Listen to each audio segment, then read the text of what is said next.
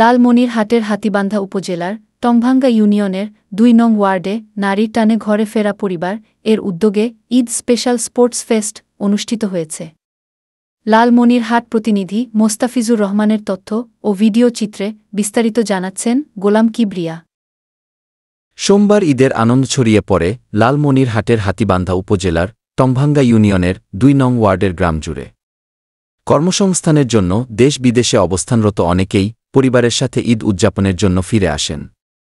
মামলার ঝামেলা, ভয়, গুম ও খুনের আতঙ্ক কাটিয়ে ফিরে আসা মানুষগুলো একসাথে মিলিত হয়ে এই আয়োজন করেন।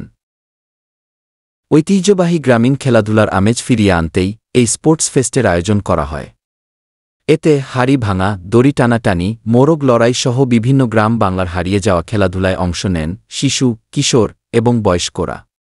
পার্শ্ববর্তী গ্রাম থেকেও উৎসাহী মানুষজন এসে আনন্দঘন পরিবেশে মিলিত হন।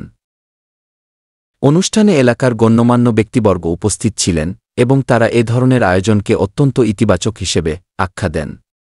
অনেকদিন পর এমন আয়োজন দেখে এলাকাবাসী আনন্দে মেতে ওঠে। তারা জানান, এ ধরনের উদ্যোগ গ্রামীণ সংস্কৃতির ঐতিহ্যকে ধরে রাখতে সহায়তা করবে।